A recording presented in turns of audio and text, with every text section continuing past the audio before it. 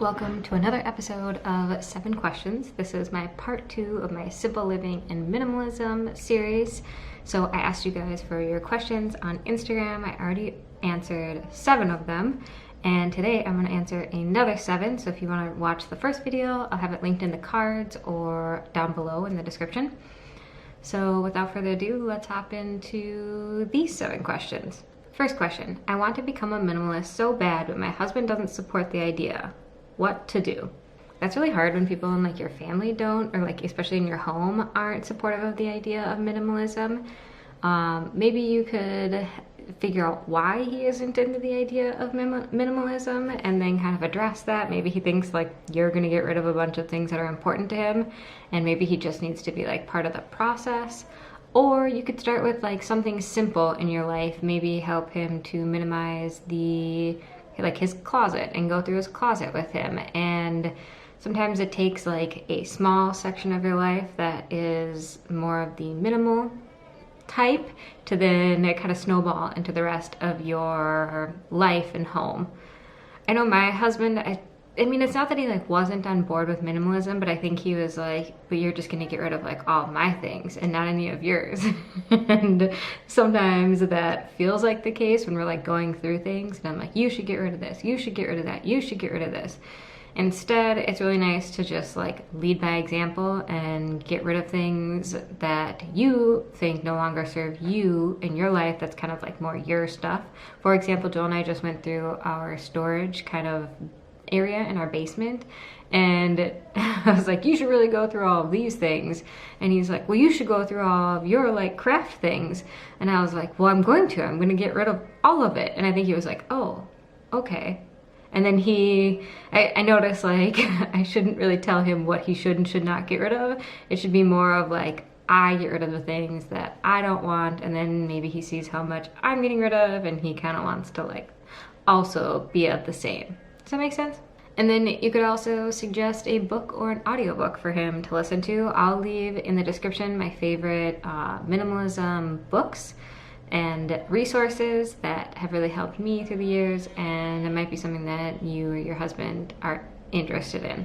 I can hear Harriet grunting in the background. I film these usually when she's taking a nap, and it doesn't sound like she is going to fall asleep, so we might have a Harriet sighting today, and I unintentionally matched her. We have the same shirt on today. That happens to me all the time. I just buy Harriet clothes that I like, which ends up a lot of times we match. I think because I get her dress first, and then I'm subconsciously the outfit, so I mimic it. And life goals for me is to just match Harriet all the time. Question number 2. What are the 3 articles of clothing in your capsule you find indispensable? Jeans. Always jeans. I would say good undergarments, which aren't part of my capsule, but it makes such a difference when you have good undergarments on. You feel better in your actual clothes. And then probably just a really good versatile pair of shoes. And that can change for me season to season, but right now I'm really into slip-on things, so I don't have to use my hands to get dressed or to I need my hands to get dressed, but I mean I don't need to use my hands to put on my shoes. And I have found slip-on slide mule type of things. I'm so glad they're in style right now because they're highly functional when you have a baby. Question number 3, do you compost? And if so, how? Yes, we do compost. I have a little thing on our counter in our kitchen that I bought online. I did a bunch of research onto countertop compost. I didn't want one with the filter, and I didn't want one that would really stink. And this one is awesome, so I'd highly recommend it. It's somewhere around 30 bucks or so. And then I live in Minneapolis, and part of our garbage services are also compost services. So I have a little green garbage bin by my recycling and actual garbage that we put all of our compost in. So we're lucky and we don't have to actually do the composting ourselves. We just pop it in the bin and call it good. But if you don't have a compost like that service, a lot of times I know people will actually keep their compost in their freezer for an extended period of time until they can bring it all to like a composting site. And the benefit of a freezer is then it won't stink, because they do get kind of stinky on the stove, or on the counter. If you like leave them for too long, they'll kind of smell a little bit like dirt. And this is what I'm talking, like if I forget to dump the compost like after like 3 weeks, and it starts to compost. And then sometimes in the summer we can get a little bit of like fruit flies if I put like too many bananas or fruit in there and it's like warm in our house or something like that. So that's a way to compost if you don't have those types of services in your area. Question number 4, any tips to cut down on grocery shopping waste? It's really hard. I feel like I still waste a decent amount, but I try to plan meals, which don't always happen how I want to during the week, around like a theme maybe. So like maybe I'm just gonna do kind of a variety of like Asian dishes through the week, and then I can repeat those like produce pieces throughout the week in the different dishes. So that kind of helps me. And then I try not to buy like too far in advance, to be entirely honest. Like I probably go to the grocery store like 2 or 3 times a week, and it's conveniently located for me. I can just like pop here in the stroller, walk a few blocks, and I'm at the grocery store, and I can get just a handful of things that I need for that night. So that really works for me in being able to go just frequently, and kind of more on like planning about 2 to 3 days in advance. But I think another thing is just like prepping your produce when you come home. I'm also not that great at this, but I try when I have time, is to store your produce well in your fridge so that it lasts. And I'll leave somebody who I follow on Instagram who does this so well. I think her name is Jessica Snyder or Jessie Snyder, and she has like these before and after of her fridge on Sundays when she does her food prep, and I just like, they're like those oddly satisfying things to look at. But she has great tips on how to keep your food prepped, and she is also plant-based. I don't know if you can hear Harriet in the background, but she's like she's so tired, but she will not go to bed right now. Next question. How has simplifying things in your life had an effect on your mental health?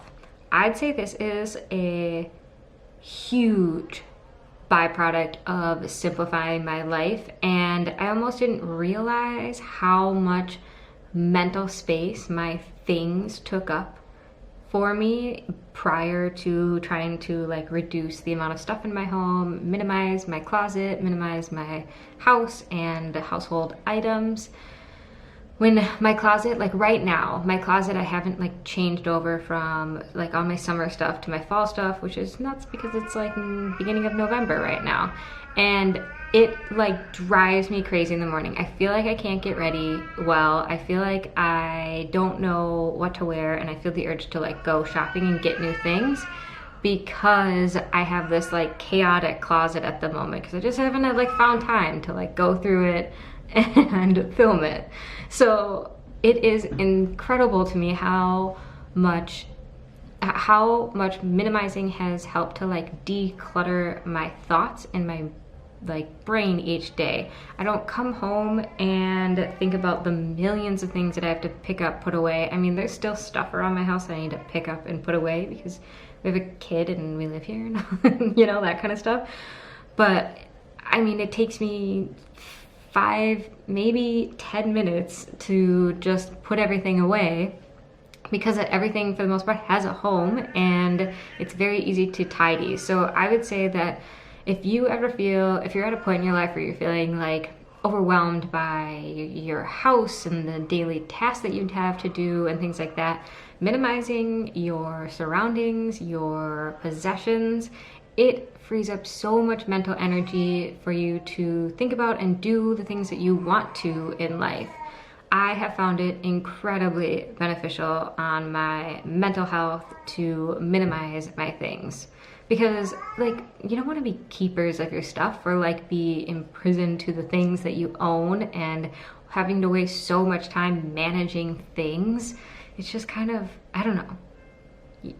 When you get rid of the things and you realize how much time you wasted doing it, And I don't have like a bare bones minimalist house by a long shot. I still think I have a good amount of things, especially compared to the maybe like stereotypical minimalist that you think of like off the top of your head. But yeah, long story short is it is incredibly beneficial to free up your brain space for thoughts other than how to manage your things. Question number 6. How do you make that switch from consumerism to minimalism?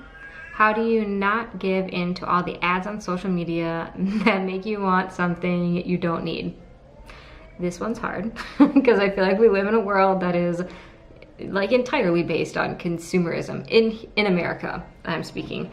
And it is really easy to fall victim to the rabbit hole of social media. And I'm like, that's cute, I want that coat. And someone's like, oh, and it's 30% off, which like gets me every time. And then I'm like there, and I put it in my shopping cart, and I'm like, wait, whoa, chill out.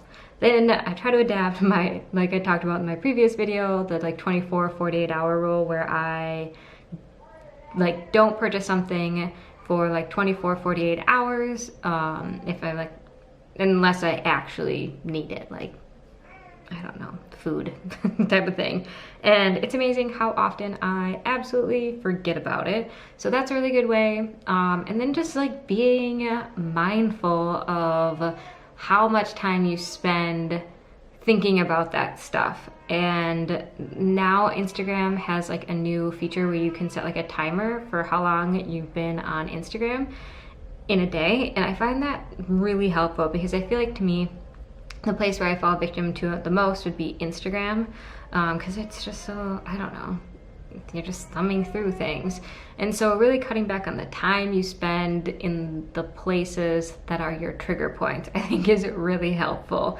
So if a trigger point for you is like YouTube, then don't watch as much YouTube, or maybe like set yourself a timer or something like that so you only watch like so much. Or if you're on Instagram, set yourself like the timer that they have on there now, and help to just like minimize your time on the trigger sites or things that trigger you to want to buy.